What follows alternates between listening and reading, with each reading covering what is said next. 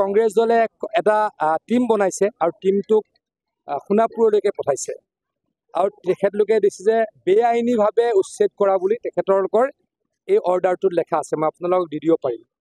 এতিয়া মোৰ কথা হ'ল কংগ্ৰেছ দল আচলতে জনজাতি বিৰোধী হয়নে নহয়? সোণাপুৰৰ যিখিনি জেগাত উচ্ছেদ হৈছে ন্যায়সংগতভাৱে উচ্ছেদ হৈছে, সম্পূৰ্ণ জাননী দি উচ্ছেদ কৰা হৈছে আৰু এইটো ট্ৰাইবেল বেল্ট এণ্ড ব্লক।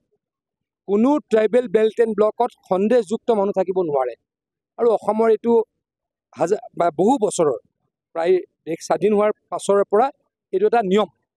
গতিকে ট্ৰাইবেলসকলক উচ্ছেদ কৰি কোনোবা সন্দেহযুক্ত মানুহ বহিব, তাৰ বিৰুদ্ধে চৰকাৰে ব্যৱস্থা ল'ব আৰু কংগ্ৰেছে তাক বেআইনী বুলি ক'ব, তাক মই ধিক্কাৰ দিছোঁ।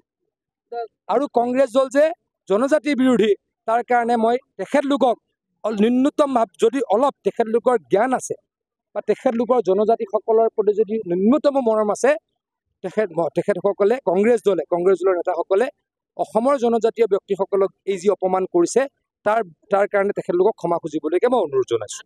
অইন জেগা হ'লেও অলপ বেলেগ কথা আছিল। ক'ৰবাত কেতিয়াবা তেওঁলোকে চৰকাৰী মাটি দখল কৰে, ক'ৰবাত কেতিয়াবা তেওঁলোকে আমাৰ ফৰেষ্টৰ মাটি দখল কৰে, সেইটো এটা বাৰু মই মানি লোৱা নাই। ক'ৰবাত নহয় ক'ৰবাত মই কৈছোঁ, কিন্তু ট্ৰাইবেল বেল্ট এণ্ড ব্লকৰ মাটি দখল কৰিব, ট্ৰাইবেলসকল আমাৰ ভূমিপুত্ৰ, আদিবাসী ট্ৰাইবেল ভূমিপুত্ৰসকলক সন্মান কৰাটো ভাৰতবৰ্ষৰ নিয়ম, ভাৰতবৰ্ষৰ এটা আমাৰ সংস্কৃতি। আমাৰ ভাৰতীয় সংস্কৃতিয়ে শিকায় যে আমি ট্ৰাইবেলসকলক সন্মান কৰিব লাগে। কংগ্ৰেছে এই সংস্কৃতিটোৰ পৰা আঁতৰি গ'ল। ভাৰতীয় সংস্কৃতিৰ কথাটো কংগ্ৰেছে চিন্তা নকৰি কংগ্ৰেছে বাংলাদেশীয় মূলৰ সন্দেহযুক্ত মানুহৰ সমৰ্থনত কথা কৈ ট্ৰাইবেলসকলক দুখ দিছে। তেখেতলোকৰ এই মই যি কথা বতৰা তাক ধিক্কাৰ দিছোঁ।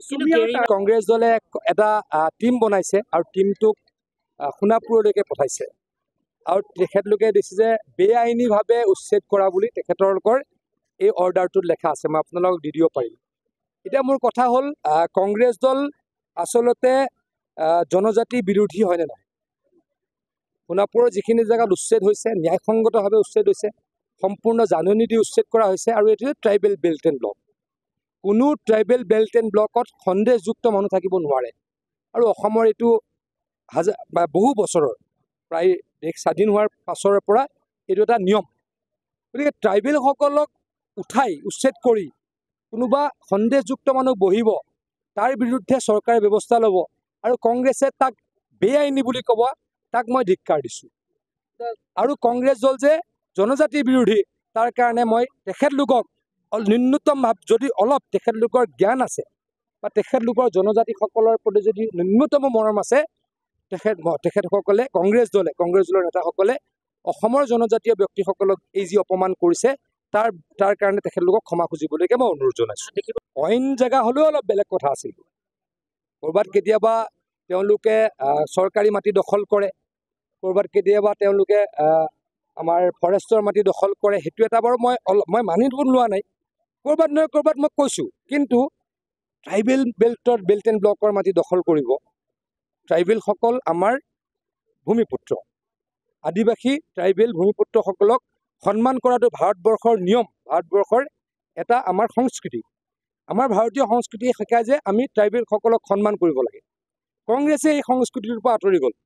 ভাৰতীয় সংস্কৃতিৰ কথাটো কংগ্ৰেছে চিন্তা নকৰি কংগ্ৰেছে বাংলাদেশীয় মূলৰ সন্দেহযুক্ত মানুহৰ সমৰ্থনত কথা কৈ ট্ৰাইবেলসকলক দুখ দিছে।